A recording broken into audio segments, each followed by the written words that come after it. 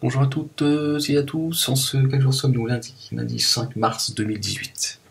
Je vais faire une vidéo très courte, je vais essayer d'en faire deux ou trois, assez courtes pour vous lire la Torah et l'Évangile. J'ai reçu des messages, personne qui m'a envoyé trois messages différents pour... regardez, on va les lire ensemble, ça va aller plus vite. Je vais pas vous lire le message, c'est pas la peine, c'est pas... Salam, noble messager d'Allah. Je vous prie de bien vouloir trouver ci-dessus le chapitre de la Torah que le Seigneur de l'univers m'a fait lire une nuit qui va confirmer votre parole concernant le voile. Non seulement ce n'est pas un décret de notre Seigneur présent dans le Coran, mais en plus il mentionne comme objet ostentatoire de la femme dans la Torah. Remarquez comme on reconnaît à notre Seigneur s'exprimer dans la Torah de la même manière que dans le Coran. Normal, sa loi est immuable et sa parole est immuable, elle est la même. D'accord? En tant que femme croyante, j'ai compris du Seigneur ce qui se cachait derrière le voile. Dans le monde visible, ne doit servir qu'à protéger soi-même et autrui du blâmable, se dévêtir sans imposer sa nudité, fermer la porte des toilettes, ne pas s'habiller pour plaire, etc. Par contre, porter un voile de manière ostentatoire n'est pas un signe de pudeur, au contraire. On peut même dire que le voile est un objet de séduction qui corrompt et effronte la femme dans ce chapitre. Je suis sûr que votre cœur aussi, il y aura beaucoup d'autres choses qui vous parleront. L'Éternel promet aux justes, pas à un peuple par exemple, mais tout ça, vous le savez déjà. Etc. Bon, c'est pas la peine que je lise le reste.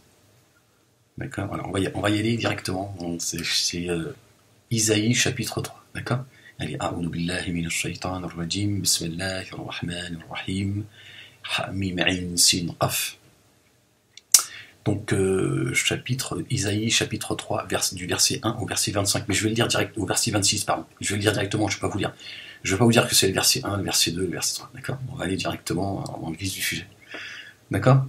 Non, t'es pas d'accord, toi. Bon, toi, tu peux dégager. Non, je sais pas ce que tu fous là déjà. Je sais pas pourquoi tu écoutes mes vidéos. Non. Toi, je sens que tu vas prendre un coup de pelle dans pas longtemps, toi. Pardon, je de la pelle. Et tu vas voir, tu vas finir, tu vois, à ressembler à un japonais, toi, avec la face plate. Alors, ou à un turc. Allez, bismillah. Voici que l'Éternel, le Seigneur des années, des armées célestes. Non, donc c'est pas Hachem, c'est l'armée, le Seigneur des armées célestes. Va te priver, Jérusalem et toi, royaume de Juda, de tout ce qui vous sert d'appui. Il vous enlèvera toutes vos réserves de pain et toutes vos réserves d'eau. Les hommes forts et les guerriers, les juges, les prophètes, les devins, les dirigeants, les capitaines et les dignitaires, les conseillers, les artisans habiles, les spécialistes de magie, et je vous donnerai des enfants comme chefs qui régneront sur vous au gré de leurs caprices. On les maltraitera l'un et l'autre, compagnons contre compagnons, voisins contre voisins. Les jeunes gens se dresseront contre les gens âgés, les gens de rien contre les signataires. Un homme empoignera son frère dans sa famille et lui dira « Toi qui as un habit, tu seras notre chef, prends cette ruine sous ton autorité. » Mais alors l'autre s'écriera « Je ne suis pas un médecin, je n'ai dans ma maison ni pain ni vêtements. Ne faites pas de moi un chef du peuple. » Jérusalem chancelle et Juda est tombé, parce qu'ils se révoltent contre la gloire de l'Éternel par leurs paroles et leurs actions à son égard. L'aspect de leur visage a témoigné contre eux.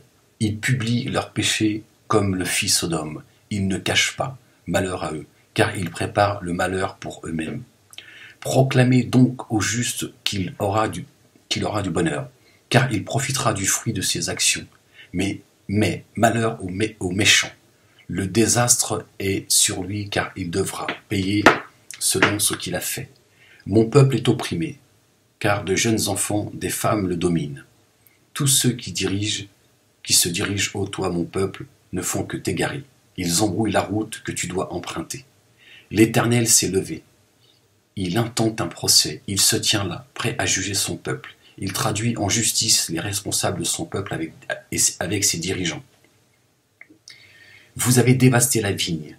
Vous avez entassé dans vos maisons ce que vous avez pris aux pauvres. Pourquoi